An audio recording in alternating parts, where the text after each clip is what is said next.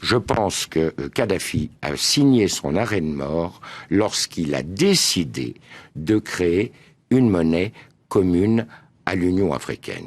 La Libye était le seul pays, en tout cas jusque-là, à côté de la Corée du Nord, qui n'avait pas de dette extérieure. Donc, elle était autosuffisante. La Libye, d'ailleurs, a participé à payer la dette de beaucoup de pays africains. Quand j'avais 12 ans, en 2011, on m'avait fait fêter et jubiler la mort de Kadhafi à la télé. Les médias qu'on écoutait le présentaient comme un terrible dictateur inhumain, sanguinaire et absolument pas à approcher ni même à regarder tout simplement dans les yeux. C'est quelques jours après, en écoutant les grands du quartier discuter, que j'ai appris que les Libyens avaient du pain à un prix extrêmement réduit, qu'ils avaient accès à des hôpitaux pratiquement gratuitement et que Kadhafi avait fait mener un projet d'envergure international littéralement pour pouvoir créer les États-Unis d'Afrique. À 12 ans, je ne comprenais pas les implications de tout cela, mais je savais que les États-Unis d'Amérique étaient riches et prospères et par ce principe, je me disais que s'il existe les États-Unis d'Afrique, on sera riche et prospère. Kadhafi a signé son arrêt de mort lorsqu'il a décidé de créer une monnaie commune à l'Union africaine, car je vous rappelle que la Libye fait partie de l'Union africaine. Que le siège de cette banque, de la banque qui devait émettre cette monnaie, avait déjà été fixé au Cameroun. Je vous rappelle que dans le cadre du financement de cette banque, l'État libyen apportait 90% du capital requis. Ce qui permettait ainsi à l'Union africaine de sortir des griffes, ou des pays membres de l'Union africaine, de sortir des griffes des bailleurs de fonds internationaux dont l'aide repose sur le dollar. Ça a été pour lui une erreur cardinale, car à partir du moment où il a pris cette décision... C'était en quelle année ? C'était en 2008-2009. Car à partir du moment où il a pris cette décision, il a heurté de front les intérêts des États-Unis et du dollar américain. Et vous avez un deuxième élément. Du temps du régime, les compagnies pétrolières étaient strictement encadrées. Elles avaient des zones qui étaient exploitées, certes, mais elles avaient un quota de production qu'elles ne pouvaient pas dépasser. Il y avait des conditions financières extrêmement sévères. Prenez l'exemple de Total. Total devait reverser à l'État libyen plus de 85% du résultat de l'exploitation des zones pétrolières. À partir du moment où le régime tombait, eh bien, chaque compagnie a fait ce qu'elle a bien voulu faire. Le monsieur qu'on a écouté s'appelle Marcel Sekaldi. C'est un avocat d'affaires international et il fournit des services juridiques internationaux. Il a été l'avocat de Kadhafi, l'ancien dirigeant de la Libye. Alors, ce n'est pas de lui dont on va parler dans cette vidéo. On va parler de ce qui s'est passé en Libye et surtout de l'implication de l'Occident dans ce désastre. Après l'indépendance de la Libye, à la fin de la Seconde Guerre mondiale, le pays est le plus pauvre du monde. Les choses vont changer en 1956. C'est à cette date que sera trouvée d'immenses réserves de pétrole sur le territoire libyen. Et à partir de là, il y aura une transformation de la situation du pays. C'est dans cet espoir retrouvé que va grandir Muammar Kadhafi, qui est né quelques années plus tôt en 1942. En voyant le comportement des Américains et des Anglais dans son pays, c'est très vite qu'il va former une cellule de résistance, le mouvement des officiers libres, et il va fonder ce mouvement parce qu'il était frustré par le comportement de son roi qui était soumis à l'Angleterre. Son but au départ, c'est d'unir tous les peuples d'Arabes en un seul pays. Le roi libyen de l'époque, Idriss Ier, n'a aucune envie de fédération. Il est tellement proche des Anglais qu'il ne veut rien faire contre eux. Kadhafi pense à renverser son roi quand, en 1967, durant une guerre qui opposait plusieurs pays arabes et d'Afrique contre Israël, le roi libyen va laisser les Américains être un soutien pour Israël au point de laisser les États-Unis utiliser une base militaire en Libye pour attaquer les autres pays nord-africains. Si vous vous souvenez, Kadhafi avait une bande organisée appelée le mouvement des officiers libres. Il va donc prendre quelques-uns de ces hommes et attaquer le roi. En septembre 1969, il prend le pouvoir et annonce le début de la République. Il est né en 42 et il prend le pouvoir en 69. Donc il est encore très jeune quand il prend le pouvoir. Il n'a que 27 ans, mais il s'impose auprès de tous. Dès qu'il arrive au pouvoir, sa première action est de fermer les bases américaines et britanniques dans son pays. Puis il ferme tout le pays de sorte à mettre dehors presque tout ce qui représente l'influence de l'Occident. Il commence donc un projet d'unification des pays arabes. Il va rencontrer les dirigeants égyptiens et syriens en fin avril de l'année 1970 pour faire un seul État. Il veut que l'exploitation des peuples cesse et il veut rendre tout le monde prospère. Mais l'Égypte, en signant des accords en 1974 avec Israël, va faire en sorte de stopper l'élan de Kadhafi. Kadhafi a des politiques qui ont le don de mettre les Américains dans une colère rouge. Par exemple, en 1970, quelques temps avant sa rencontre avec les dirigeants égyptiens et syriens, il annonce la nationalisation de l'industrie pétrolière. Il demande à ce que tous les contrats soient renégociés au risque de chasser toutes les entreprises pétrolières étrangères. Le monde est obligé de se plier à sa volonté et la Libye prend le contrôle de sa production pétrolière. Mais surtout, de bien meilleurs bénéfices sont comptabilisés. Des bénéfices pour son pays. En 1974, la Libye devient un des pays les plus riches au monde, ce qui va leur permettre de lancer une construction du pays.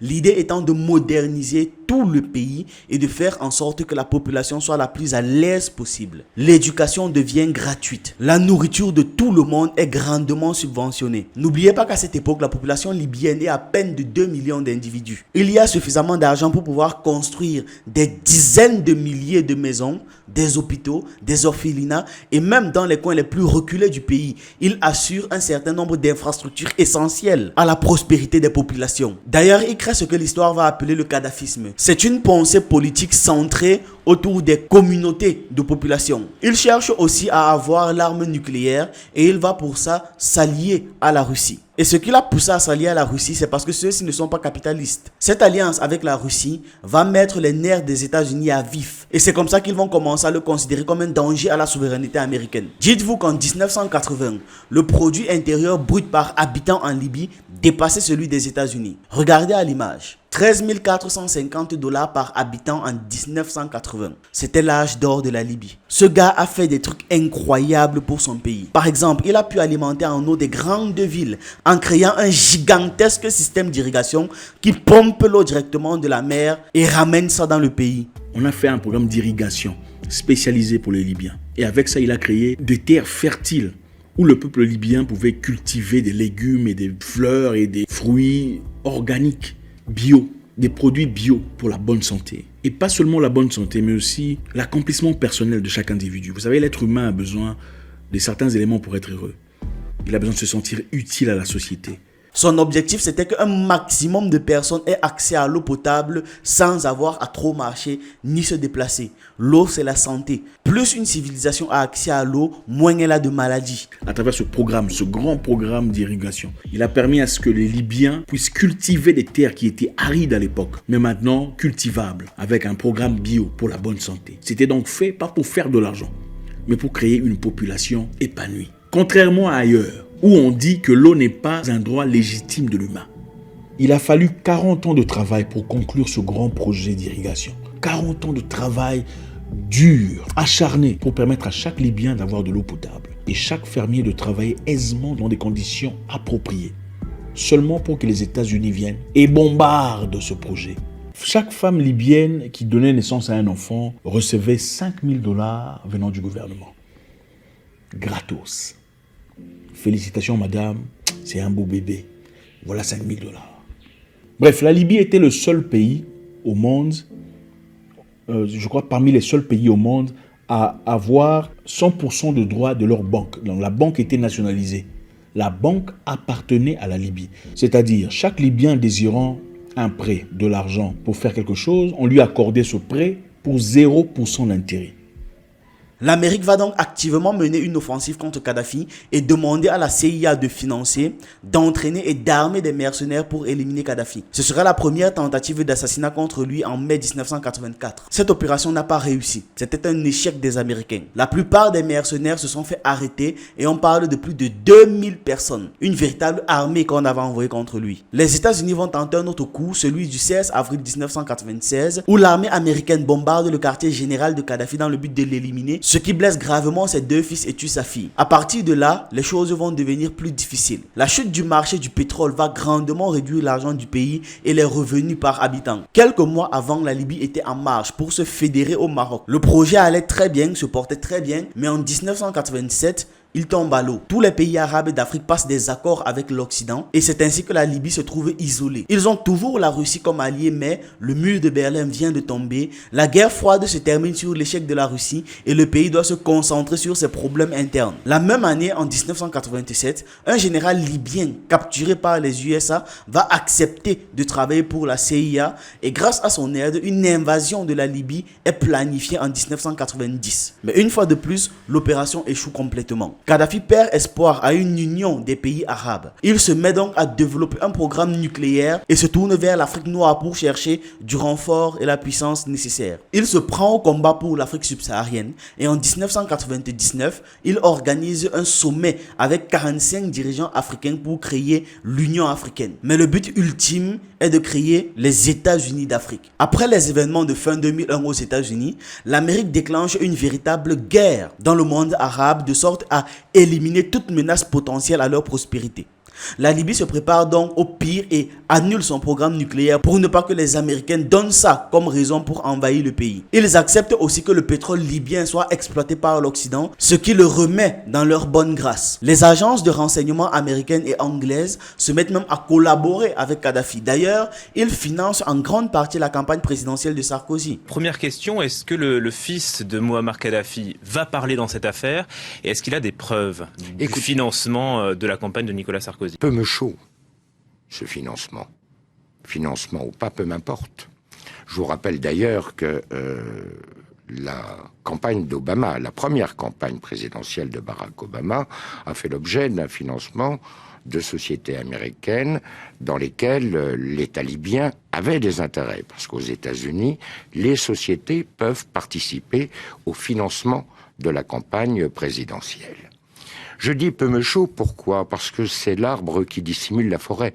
La véritable question: quelles sont les causes réelles de l'intervention de la coalition armée en Libye? Quelles sont les conséquences aujourd'hui de cette intervention? Pour les Libyens d'une part, pour l'ensemble de la sous-région d'autre part. De l'autre côté, il ne laisse pas l'Afrique subsaharienne et continue les rapprochements. Mais les relations vont à nouveau se tendre avec l'Occident quand il va commencer à critiquer les actions américaines dans le monde arabe. Vu qu'il pensait que la tempête était passée, il menace de renationaliser les compagnies pétrolières. En juillet 2010, Kadhafi fait appel aux pays africains pour créer les États-Unis d'Afrique et permettre la libre circulation des Africains à travers le continent sans aucun autre papier que votre carte d'identité nationale. Mais le cœur de cette manœuvre était la monnaie unique au continent africain. Les pays africains sont totalement d'accord avec le projet et mettent en œuvre les processus de sorte que tout soit achevé en 2025. En 2011, entre le projet de monnaie africaine dédollarisée, donc qui n'est absolument pas basé sur le dollar, et le refus de donner à l'Occident de nouvelles concessions pétrolières, l'Occident va le prendre très mal et va une fois prendre une décision radicale. L'Amérique va se mettre à financer des mouvements civils un peu de partout dans la zone, mais particulièrement en Libye. Quand les choses s'aggravent, s'enveniment, c'est l'occasion parfaite pour eux d'en finir avec lui. En février 2011, les services secrets français entrent en contact avec des rebelles libyens pour leur donner de l'argent, des directives et leur demander de créer un mouvement, une réponse, une alternative politique, voilà, on va dire ça comme ça, appelé le Conseil national de transition. C'est Nicolas Sarkozy, ancien président français en personne, qui a donné l'ordre. Celui-là même qui avait été financé quelques années auparavant par Kadhafi, c'est lui qui a donné l'ordre de financer les rebelles et de mettre tous les moyens à leur disposition pour qu'ils fassent tomber le régime de Kadhafi. Voilà donc la légendaire reconnaissance occidentale. Vous aviez tous les pays, vous aviez le Canada, vous aviez la France, vous aviez la Grande-Bretagne, vous avez l'ensemble des pays, sauf l'Allemagne, qui ont participé à cette agression armée contre la Libye. Alors que maintenant, si vous voulez, on vient nous parler de la campagne, du financement de la campagne. Peu m'importe que la France à elle seule ne pouvait pas mener cette intervention armée. Les Britanniques aussi y ont été associés. Il fallait qu'il y ait les États-Unis qui ont été associés, l'ensemble des pays de l'OTAN, même la Norvège y a été associée, le Qatar y a été associé, les Émirats arabes unis y ont été associés, l'Arabie saoudite y a été associée. Mais vous avez été au cœur du système libyen, vous avez été au cœur de l'État libyen. Oui, mais je vais vous dire pourquoi. Je vais vous dire pourquoi. Je pense que Kadhafi a signé son arrêt de mort lorsqu'il a décidé de créer une monnaie commune à l'Union africaine, car je vous rappelle que la Libye fait partie de l'Union africaine. La France promet que le nouveau gouvernement libyen qu'ils vont créer avec les rebelles là sera validé par l'Occident à condition que ce gouvernement là favorise les intérêts des entreprises occidentales dans le pays. Malgré tout, le public était majoritairement avec Kadhafi. Les rebelles se sont donc fait rapidement stopper. Une partie d'entre eux s'enfuit et demande à la France de bombarder l'armée libyenne de sorte à les affaiblir. Quand la France découvre que le gouvernement de Kadhafi avait fait une réserve de 143 tonnes d'or pour permettre la création d'une monnaie africaine, Sarkozy mobilise immédiatement une intervention militaire appuyée par les Américains et les Anglais qui ne voulaient en aucun cas que cela se concrétise. La CIA va infiltrer la Libye et récolter des informations nécessaires à l'attaque. Ils vont mentir en disant que Kadhafi bombarde des civils et vont demander à faire intervenir l'OTAN dans le but de protéger la population. Quand la population va apprendre que leur président va se faire attaquer par des avions, ils vont venir se mettre autour de lui pour former un bouclier et dissuader les bombardements, vu qu'ils sont civils. Malgré tout, l'Amérique donne l'ordre de continuer. Et c'est comme ça que la zone est bombardée et des milliers de civils perdent la vie. Kadhafi survit. Et sachant sa fin proche, il jure de mourir comme un martyr de sorte à inspirer d'autres personnes qui pourraient prendre la relève. Malgré tout, il est quand même soutenu par la population. En juillet 2021, des dizaines de milliers de personnes se réunissent dans la capitale pour démontrer leur appui à Kadhafi et dissuader de nouvelles attaques. Le 18 octobre de la même année, la base de Kadhafi est attaquée. Mais il survit. 2 jours plus tard, son convoi qui prenait la fuite se fait attaquer par un avion. Il réussit à sortir de sa voiture, mais malheureusement, il se fait attraper, battre et éliminer. L'Occident célèbre cela avec beaucoup de panache. Vive la démocratie. En Libye éclate donc une guerre civile et jusqu'à présent, la situation ne s'est toujours pas stabilisée.